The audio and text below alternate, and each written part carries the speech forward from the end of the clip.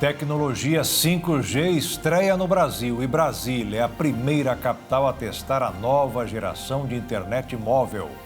Preço da gasolina deve baixar cerca de R$ 1,55 por litro em média, de acordo com o Ministério de Minas e Energia. Anvisa mantém proibição de venda, importação e publicidade de cigarros eletrônicos no Brasil. Número de viagens no Brasil caiu mais de 40% por causa da pandemia, segundo o IBGE. Por causa da invasão russa, programa de reabilitação psicológica em Kiev tenta ajudar ucranianos a lidar com traumas da guerra. Aprovado o projeto de lei que permite abater do imposto de renda o valor gasto com aluguel residencial durante os próximos 5 anos. Primeiro-ministro do Reino Unido disse que seu governo não renunciará após a saída de 2 de seus mais importantes ministros. E uma pesquisa da USP apontou que o chocolate traz benefícios nutricionais para a saúde de idosos. Agora no Jornal das 22.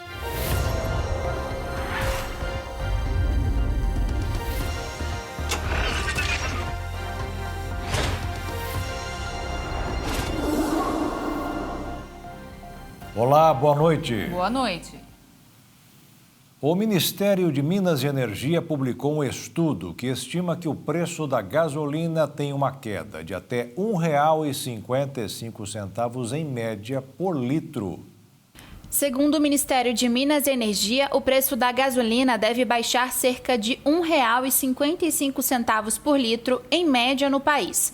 A redução estimada pela pasta do etanol hidratado é de 31 centavos por litro, em média, e para o óleo diesel, de 13 centavos. O resultado veio de um estudo do Ministério que estimou os impactos nos preços dos combustíveis causados pelas medidas recentes de contenção dos preços. O estudo levou em consideração a lei aprovada no final de junho, que determina um teto para a cobrança da alíquota do ICMS entre 17% e 18% para setores como combustíveis, energia, comunicações e transporte público. Os valores levam em conta a média do preço de R$ 7,39 nos postos medidos pela Agência Nacional do Petróleo na semana entre 19 e 26 de junho.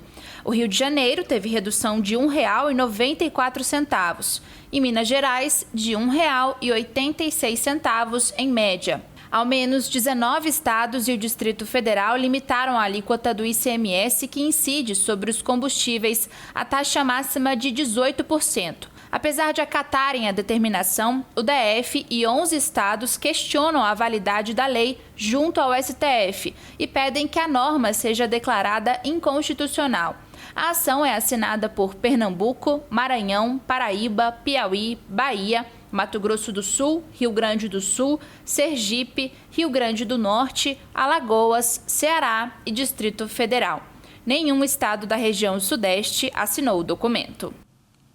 Até esta quarta-feira, 25 estados e o Distrito Federal haviam anunciado a redução do ICMS sobre os combustíveis. A medida segue a lei federal que determinou um teto para a cobrança do imposto estadual com o objetivo de conter a inflação. O único estado que ainda não definiu a redução do imposto é o Acre.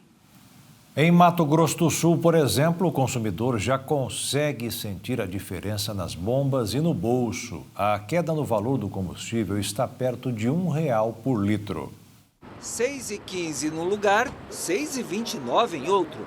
Na maioria dos postos da capital, o preço da gasolina fica nesta variação. Agora está melhorando. Eu abasteço sempre pelo aplicativo e aí a gente vai acumulando vantagens e qualquer desconto hoje é vantagem. Rapaz, deu uma melhorada boa, né? Perto do que estava, mudou bastante já.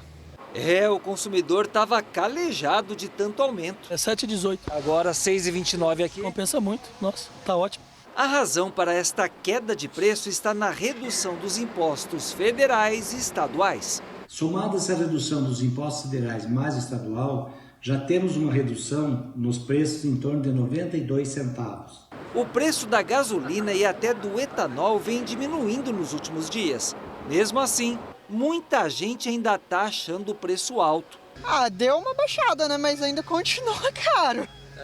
Não chega perto de como estava antes desses aumentos, né? O Tyler é motorista de aplicativo.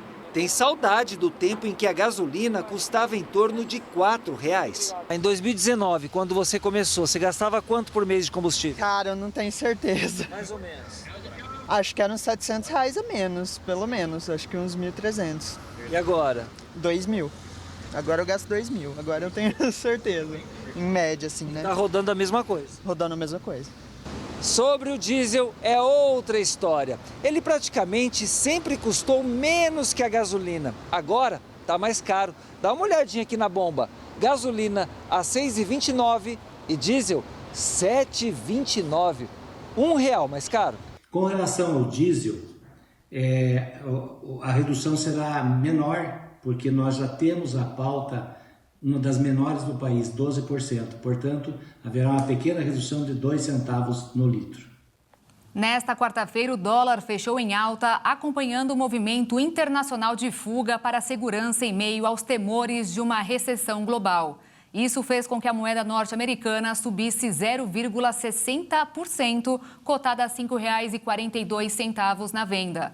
A Bolsa de Valores subiu 0,43%, com 98.718 pontos.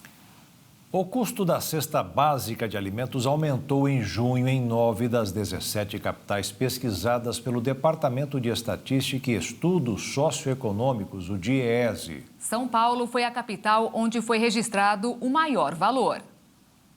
Entre maio e junho, as maiores altas ocorreram no Nordeste, nas cidades de Fortaleza, Natal e João Pessoa. Segundo a pesquisa, São Paulo foi a capital onde a cesta básica teve o maior custo, R$ 777,01, seguida por Florianópolis, Porto Alegre e Rio de Janeiro. Na comparação com junho do ano passado, todas as capitais pesquisadas tiveram alta de preço. O salário mínimo necessário para a manutenção de uma família de 4 pessoas deveria ser de R$ 6.527,67, ou 5,39 vezes o mínimo de R$ 1.212. Entre os produtos que sofreram aumento estão o leite integral e a manteiga. O preço do pão francês, da farinha de trigo, do feijão carioquinha e do quilo do café também subiram. Na contramão, a batata apresentou queda de preço em todas as cidades. O aluguel residencial recuou no mês de junho, de acordo com dados do índice da Fundação Getúlio Vargas, divulgados hoje. A repórter Maria Clara Leite tem mais informações.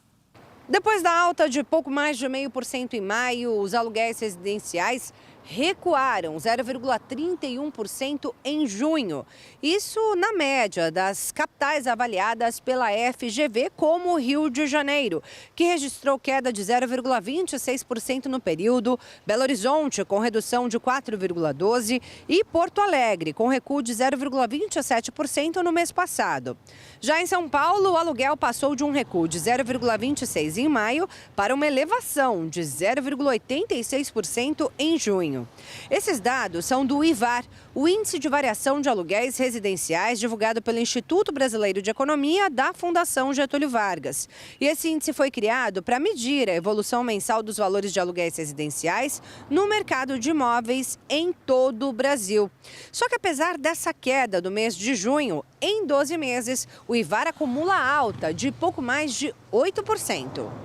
E já que estamos falando em aluguel, um projeto de lei que permite abater do imposto de renda o valor gasto com aluguel residencial durante os próximos 5 anos foi aprovado pela Comissão de Assuntos Econômicos do Senado. Apenas inquilinos que comprovarem não possuir nenhum outro imóvel, além do que é alugado por eles, serão incluídos no benefício que terá validade até 2027. No entanto, o projeto não prevê o abatimento no IR de taxas de condomínio, IPTU e demais encargos. Também é previsto que os proprietários desses imóveis tenham 75% de isenção sobre o imposto de renda. Por outro lado, caso aprovada, a proposta também pretende aumentar o valor da multa de quem não pagar, não declarar, omitir ou falsificar o recebimento do aluguel em até 150% do valor do imposto devido. As despesas com habitação é a maior do orçamento das famílias e comprometem quase 40% das rendas dos brasileiros, segundo dados de uma pesquisa realizada pelo IBGE.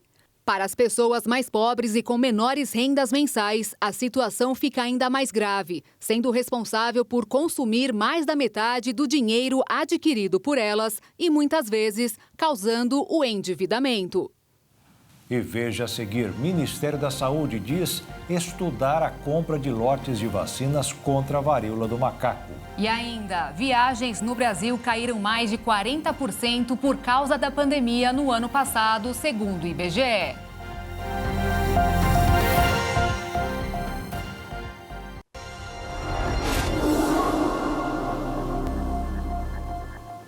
O número de viagens no ano passado no Brasil caiu mais de 40% por causa da pandemia. Segundo o IBGE, a retomada começou com maior força nos destinos nacionais. O setor de turismo teve queda de 41% no número de viagens nacionais e internacionais no ano passado, na comparação com 2019, o período pré-pandemia. Um estudo do IBGE revelou que antes das restrições provocadas pela Covid, foram quase 21 milhões de viagens com hospedagem. 2 anos depois, em 2021, já com a crise sanitária, o número caiu para 12 milhões e 300 mil. Em 2020, ano inicial da pandemia, o número de viagens avaliadas foi de 13 milhões e 600 mil, número que ficou 35% abaixo do registrado em 2019. O resultado indicou que 2021 foi o pior para o turismo no Brasil. Das viagens avaliadas em 2021, quase o total foi para localidades dentro do país. Antes da pandemia, a pesquisa havia contabilizado mais de 20 milhões de viagens dentro do país. A fatia internacional havia sido de 799 mil. Ano passado, os gastos em viagens nacionais somaram 9 bilhões e 800 milhões de reais. O número representa uma queda de 11% em relação aos 11 bilhões de reais do primeiro ano da pandemia. 1 em cada 5 viagens foi para São Paulo. A pesquisa também apontou que cerca de 57% das viagens do ano passado foram realizadas em carros particulares, 12,5% em ônibus de linha e 10% em aviões. As ervas marinhas são essenciais para os empregos da Tunísia, mas uma espécie em específico, crucial para a economia do país do norte da África, corre o risco de desaparecer por causa da poluição e da pesca ilegal. Diferente dos baús de moedas de ouro, a preciosidade é uma espécie de grama aquática chamada Posidônia. Ao contrário das algas, tem raízes, caule, folhas e a capacidade de produzir flores, frutos e sementes. Com mais de 1 milhão de hectares de extensão, este é o maior leito de ervas marinhas do Mediterrâneo. É vital tanto para a indústria da pesca como para a vida marinha. 1/4 das espécies do Mediterrâneo está nestas áreas. Os pescadores encontram espécies de grande valor econômico. A vegetação protege as praias contra erosões, melhoram a qualidade da água, deixam ela cristalina e, por isso, atrai mais turistas. Essencial tanto para a pesca quanto para o turismo, as ervas marinhas ajudam a sustentar os 2 principais empregadores da Tunísia. O desconhecimento é outro fator de ameaça. Muitas vezes, as ervas marinhas são percebidas como lixo nas praias e removidas com areia. A prática acelera a erosão do litoral, já que a grama marinha na costa atua como um amortecedor para a degradação do solo. O retrocesso das costas tunisianas, que afeta diretamente o setor do turismo, está ligado à existência e presença desses bancos da erva marinha. Eles protegem nossas costas. Se amanhã perdermos esses bancos, corremos o risco de graves problemas econômicos, piores do que os que já existem. Com quase metade das praias da Tunísia ameaçadas pelo aumento do nível do mar, proteger a vegetação é mais urgente do que nunca.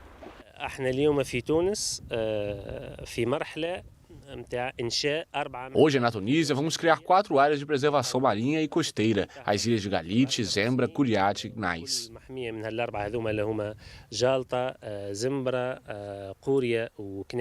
Mas para esse pescador de Monastir, que diz pescar 3 vezes menos do que nos anos 1990, o estrago já está feito. E ele sabe que a responsabilidade é compartilhada. Estou ciente de que se a erva marinha desaparecer, vai afetar o suprimento de peixes e gostaria de fazer algo a respeito, porque é meu sustento, assim como dos meus filhos e netos. Não tomamos o cuidado necessário, não só nós pescadores, mas o Estado também. Temos que pescar para alimentar nossos filhos. Além de abrigar a vida marinha, a vegetação é crucial na luta contra as mudanças climáticas. A grama marinha produz oxigênio e pode absorver 3 vezes mais carbono do que uma floresta. Os ativistas lutam por uma ação mais ampla para proteger os pulmões do Mediterrâneo da Tunísia para as gerações futuras. A Organização Mundial da Saúde confirmou nesta quarta-feira que já foram relatados mais de 6.000 casos de varíola do macaco em 58 países do mundo desde o início do surto em maio. A entidade não descarta declarar a doença como emergência de saúde global, o mesmo status da Covid-19. A Organização Mundial da Saúde vai reunir especialistas em varíola do macaco para decidir se o agravamento do surto agora constitui uma emergência global de saúde. Foi o que afirmou nesta quarta-feira o diretor-geral da OMS, Tedros Adhanom. Minhas equipes estão acompanhando os dados de perto. Pretendo reunir o comitê de emergência para que sejam atualizados sobre a epidemiologia, evolução do surto e implementação de contramedidas. Vou juntá-los na semana de 18 de julho ou antes, se preciso. De acordo com a organização, já são mais de 6.000 casos da varíola do macaco em 58 países. A onda de infecções acontece desde o início de maio, fora dos países da África Ocidental e Central, onde a doença tem sido endêmica há muito tempo. A Europa é o epicentro atual, registrando mais de 80% dos casos em todo o mundo. Na África, as infecções estão aparecendo em países não afetados anteriormente, e números recordes estão sendo registrados em locais que têm experiência prévia com a doença. É altamente provável que haja um número significativo de casos não sendo detectados por conta das dificuldades em implementar uma testagem ampla. E o Ministério da Saúde disse que está estudando, ao lado da OMS, a compra de lotes de vacinas contra a varíola do macaco, apesar da vacinação em massa ainda não ser recomendada para países não endêmicos da doença, ou seja, onde ela normalmente não é encontrada, como no Brasil. Até o momento já foram diagnosticados 106 casos no país.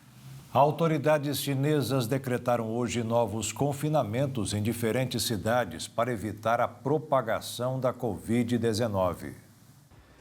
Autoridades de saúde anunciaram mais de 300 casos da doença nesta quarta-feira, com focos na cidade de Xi'an e Xangai.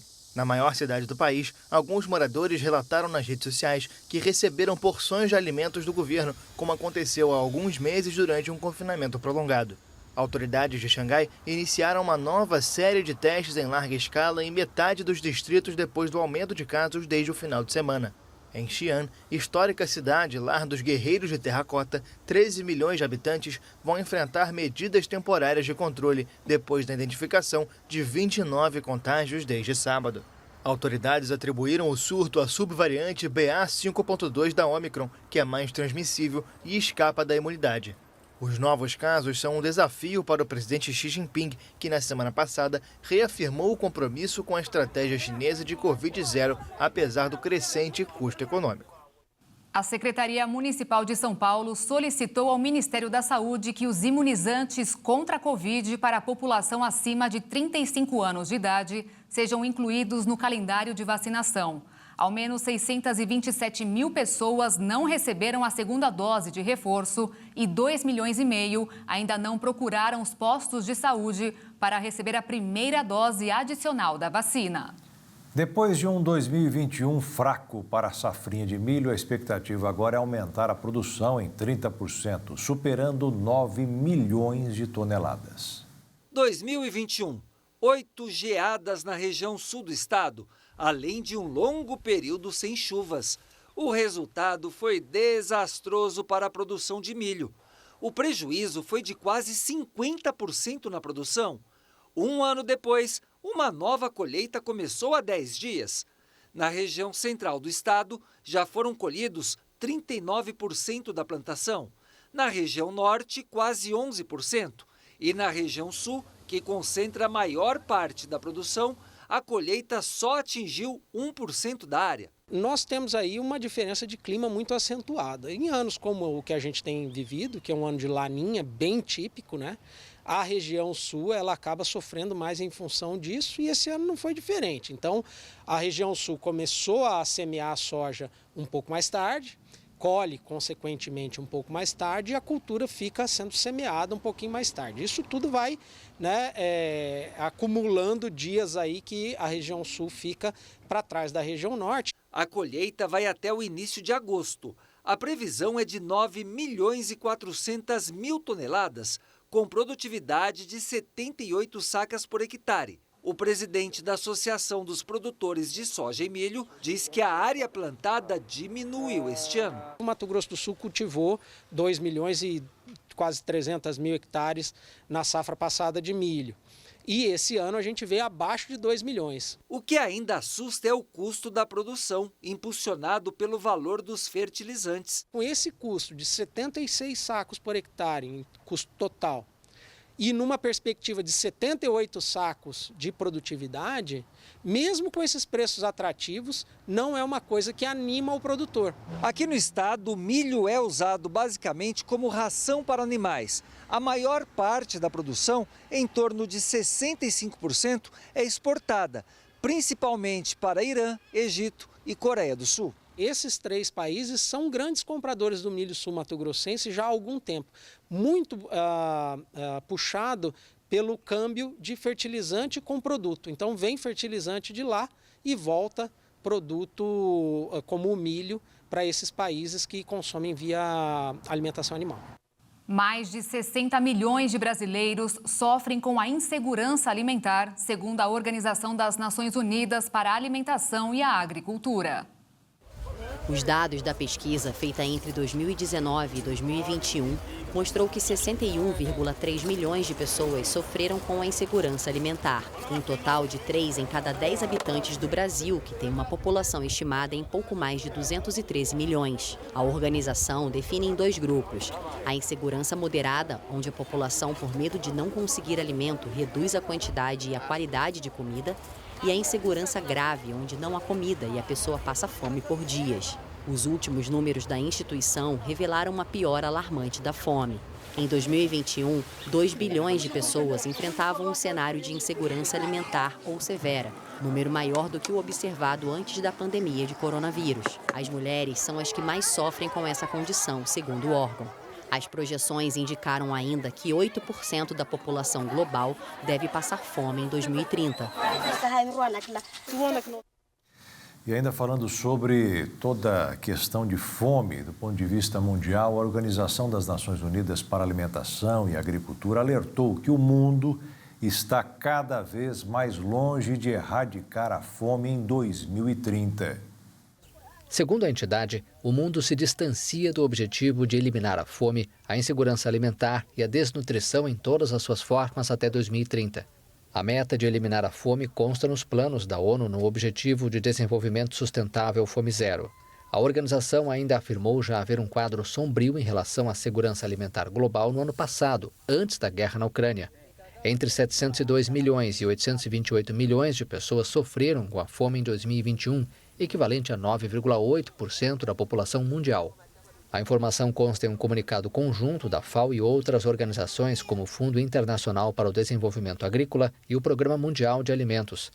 Esse número significa que houve 46 milhões de pessoas com fome em relação a 2020, ano em que a situação já havia piorado devido à pandemia de Covid-19. A FAO projeta até 670 milhões de pessoas seguindo com fome para o final dessa década, um número parecido ao de 2015, quando a comunidade internacional estabeleceu a meta de erradicação.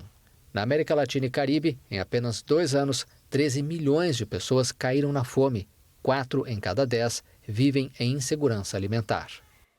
E veja a seguir, aprovado o projeto de lei que proíbe a tese da legítima defesa da honra para absolver culpados de feminicídios. E ainda, por causa da invasão russa, programa de reabilitação psicológica tenta ajudar ucranianos a lidar com traumas da guerra.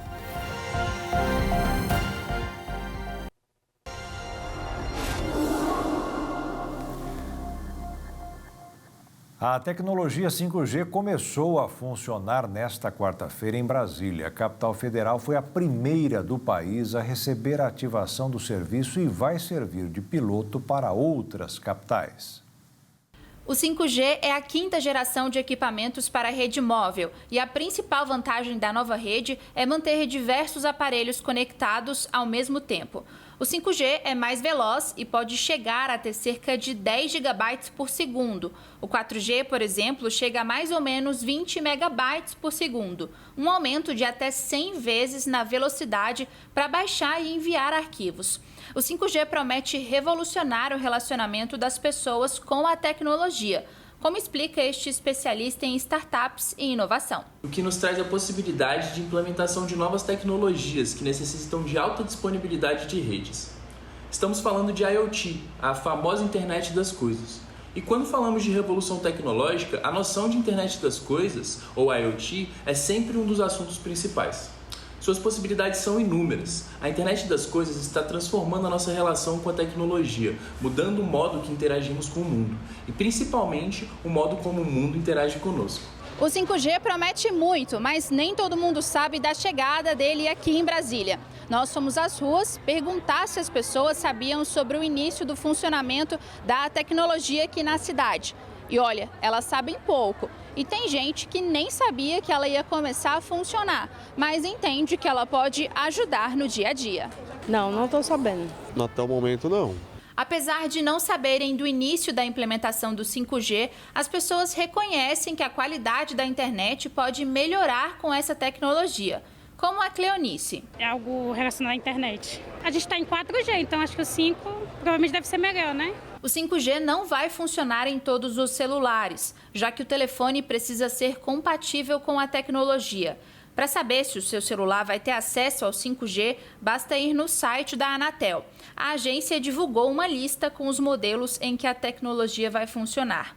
Quem não tem um celular compatível e quiser ter acesso ao 5G, vai precisar trocar de celular. O Arthur, inclusive, disse que acha importante a tecnologia, mas que não trocaria o celular dele por um novo no momento, só para ter acesso ao 5G. Sempre é bom ter uma internet com qualidade, né? Ainda mais com esse tempo que a gente vive, que é sempre conectado online, tanto para trabalho como para entretenimento. Então, assim, eu acho importante, mas no meu caso, eu acho que ainda o 4G ainda me agrada. A análise da PEC social pela Comissão Especial da Câmara foi adiada na madrugada desta quarta-feira, após um pedido de vistas. Antes do adiamento, foi lido o relatório final. Com isso, o texto só pode ser votado na comissão a partir de quinta-feira. E o Tribunal de Contas da União abriu um processo para analisar um pedido feito pelo Ministério Público para investigar a proposta de emenda à Constituição. O pedido é para avaliar e impedir a flexibilização do teto de gastos. O Tribunal Regional Eleitoral de São Paulo começou a convocar mais de 400 mil mesários para as próximas eleições. No país, o Tribunal Superior Eleitoral prevê que 2 milhões de pessoas devem colaborar com o pleito deste ano. O TRE de São Paulo já iniciou a convocação dos mais de 400 mil mesários e mesárias que vão conduzir a votação no dia 2 de outubro nas 101.627 sessões eleitorais em São Paulo. Pessoas que vão auxiliar os trabalhos nos locais de votação. Em todo o Brasil, o TSE prevê 2 milhões de mesários. As convocações são feitas por e-mail ou aplicativo de mensagens, de acordo com o TRE de São Paulo. A partir do recebimento, o eleitor ou eleitora tem 5 dias para aceitar ou contestar a convocação. Essa contestação deve ser feita mediante requerimento junto ao juiz eleitoral. O trabalho é obrigatório e a dispensa só ocorre em casos excepcionais. E quem pode ser mesário ou mesária? Eleitoras e eleitores maiores de 18 anos em situação regular com a Justiça Eleitoral podem receber uma convocação para trabalharem como mesária ou mesário, ou mesmo se voluntariarem. Quem trabalha como mesário ou mesária tem direito a 2 dias de folga para cada dia trabalhado e também para cada dia de treinamento em emprego público ou privado. O mesário ganha auxílio alimentação no valor de R$ 45 por turno de votação, além de ter preferência no desempate em concursos públicos que tenham essa previsão no edital. O primeiro-ministro do Reino Unido, Boris Johnson, disse hoje que seu governo não renunciará após a saída de 2 de seus mais importantes ministros. As crises e os escândalos no governo, contudo, vêm se atropelando sem trégua. E Johnson enfrenta agora a insegurança em seu gabinete. As renúncias de 2 dos principais ministros da Economia e da Saúde num intervalo de 9 minutos põe o premier no momento mais delicado do mandato. Em meio à incerteza, Johnson prometeu seguir em frente durante a sessão semanal de perguntas na Câmara dos Comuns. É exatamente quando os tempos estão difíceis, quando o país está enfrentando pressões sobre a economia e pressões sobre seu orçamento e quando temos a maior guerra na Europa em 80 anos. É exatamente o momento em que se espera que um governo continue com seu trabalho, que ele não saia e que continue com o trabalho e se concentre nas coisas que realmente importam. Os escândalos não param de crescer em torno de Johnson desde o chamado Partygate, o escândalo das festas organizadas que violavam as regras contra a Covid em 2020 e 2021. A isso se somaram o financiamento irregular da luxuosa reforma de sua residência oficial, acusações de designações duvidosas, entre outras. O primeiro-ministro agora está em queda nas pesquisas, muito longe da popularidade que desfrutou em dezembro de 2019. De acordo com as pesquisas, Johnson agora é considerado um mentiroso pela maioria dos britânicos. No início de junho, o premier sobreviveu a um voto de confiança, mas os 148 votos contra ele deixaram claro que o descontentamento entre suas fileiras é crescente. E um estudo da Fundação Arimax revelou que o trabalho informal é, na maioria das vezes, resultado das condições de subsistência. A pesquisa traçou um panorama da informalidade no Brasil.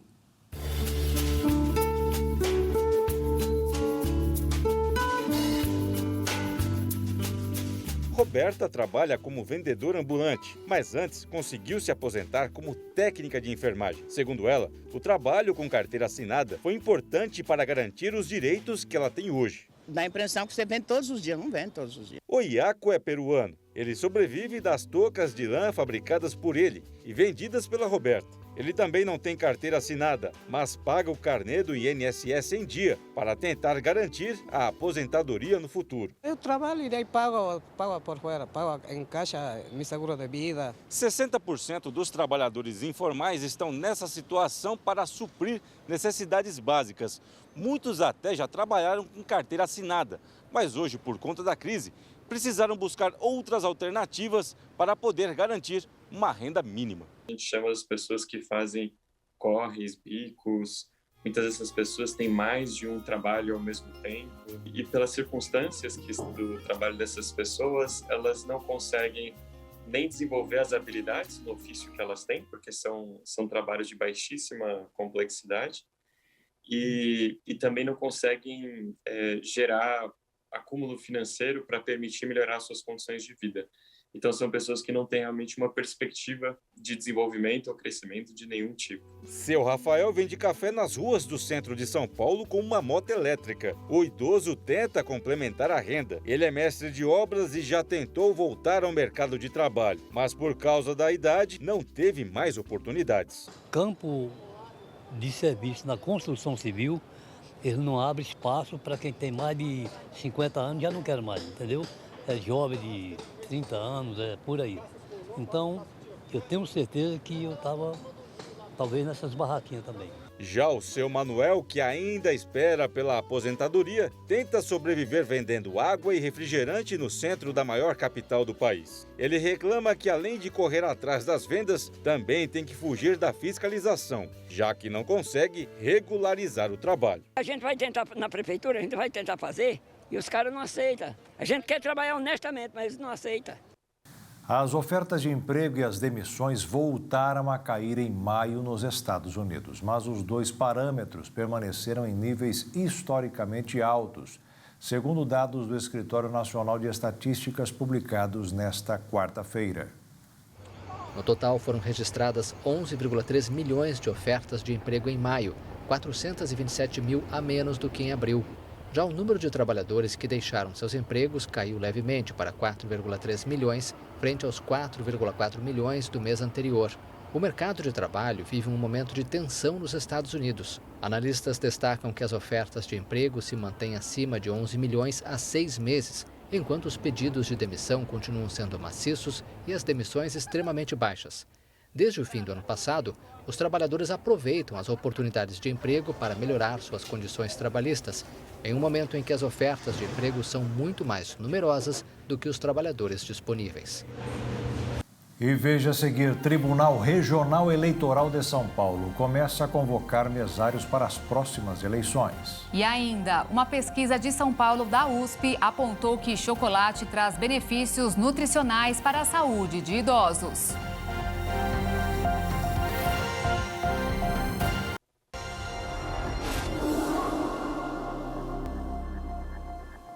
O jovem de 22 anos que foi preso acusado de ter realizado os disparos durante as comemorações da independência dos Estados Unidos, dia 4 de julho, vai responder por 7 homicídios.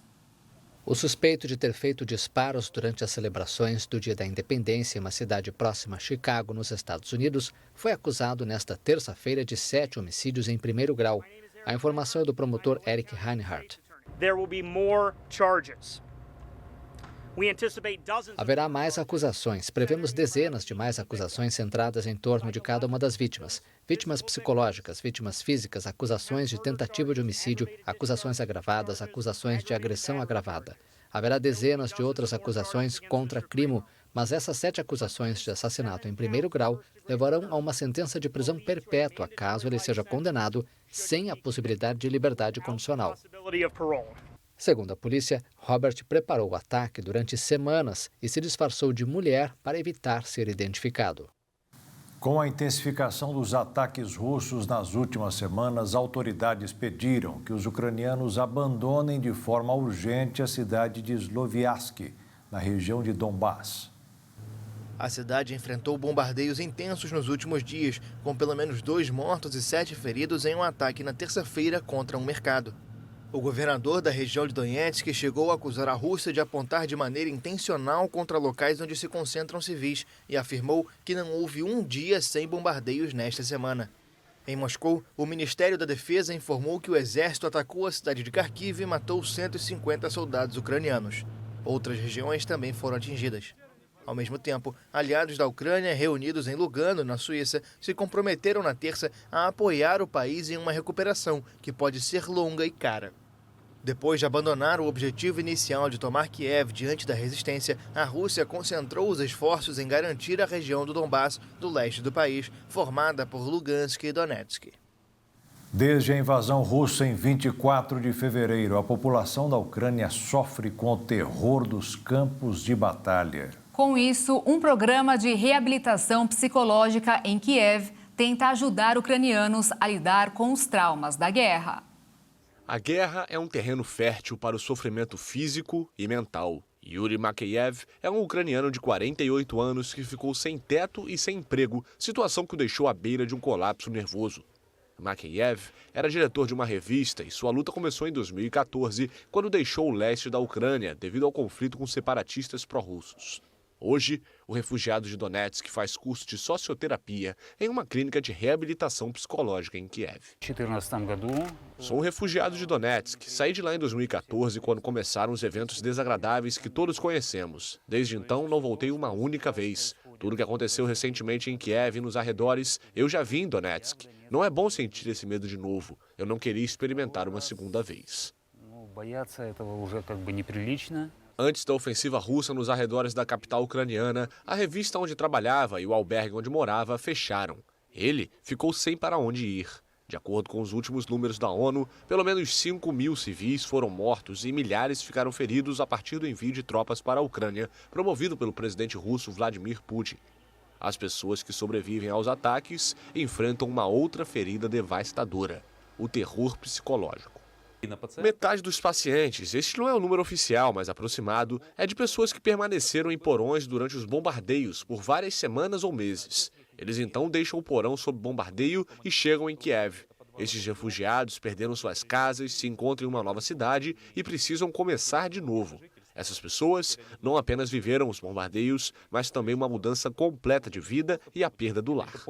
O curso do programa tem duração de 3 semanas e se concentra em sessões em grupo para pessoas com ansiedade, ataques de pânico ou memórias dolorosas. O tratamento é gratuito e inclui 15 sessões temáticas que têm o objetivo de compreender os traumas e aprender formas de lidar com eles.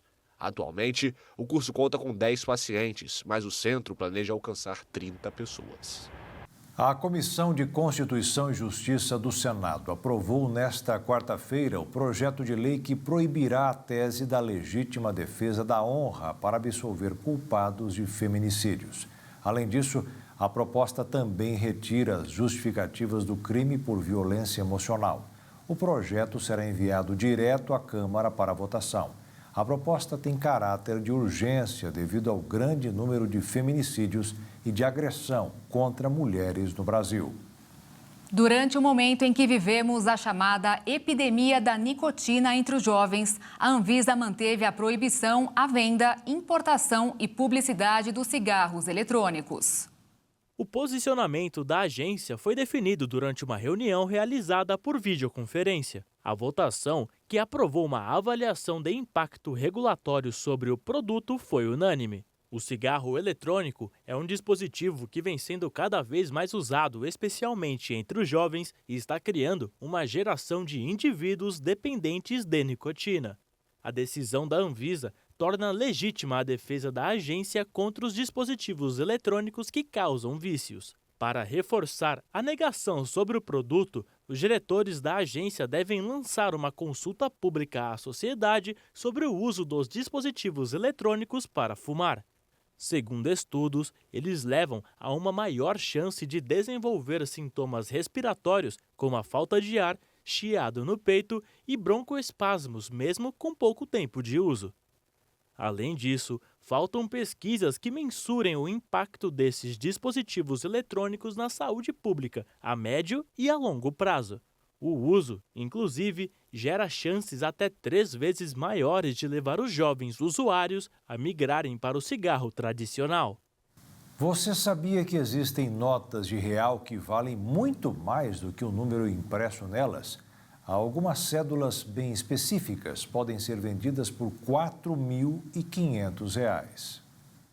De acordo com colecionadores e especialistas nesta arte, chamada numismática, os motivos que fazem o preço de uma nota ser maior do que ela apresenta são a raridade, a conservação e possíveis erros de impressão. Para saber o valor da cédula, é preciso observar primeiramente a sua tiragem. Uma nota comum chega a ter de 30 milhões a 100 milhões de exemplares. Então, um modelo com uma tiragem baixa vai automaticamente ter um valor elevado na coleção, porque vai ser mais difícil de encontrar, como, por exemplo, a cédula de R$ 5,00, em que a série começa com CJ, com a assinatura do ministro Henrique Meirelles e do presidente do Banco Central, Alexandre Tombini, que teve em torno de 400 mil unidades impressas. Seu custo foi de cerca de R$ 300.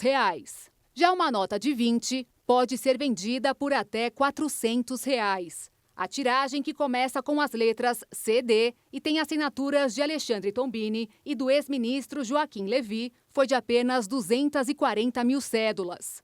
Quanto à qualidade e conservação, se a nota está do jeito que saiu do banco, chamada de flor de estampa, vai receber o valor máximo. E as cédulas e moedas com erro de impressão se tornam ainda mais valiosas. Por exemplo, a nota de R$ 100, que vale até R$ 4.500, foi impressa sem a frase "Deus seja louvado", na época assinada pelo então ministro Rubens Recupero e pelo presidente do Banco Central, Pedro Malan. Já a moeda de R$ 1,00, comprada por até R$ 8.000, é uma moeda bifacial, ou seja, tem a mesma estampa dos dois lados, como a da edição comemorativa dos Jogos Olímpicos do Rio de Janeiro. E agora você vai acompanhar os números atualizados do placar da volta da vitória da Igreja Internacional da Graça de Deus. Vamos a eles, 28.874 pessoas, olha só, é o total de curados desta quarta-feira. Porque o jornal, a edição de hoje, termina por aqui. Obrigada pela sua companhia, um ótimo fim de noite para você e nós te esperamos amanhã. Uma boa noite, fique na paz. Tchau.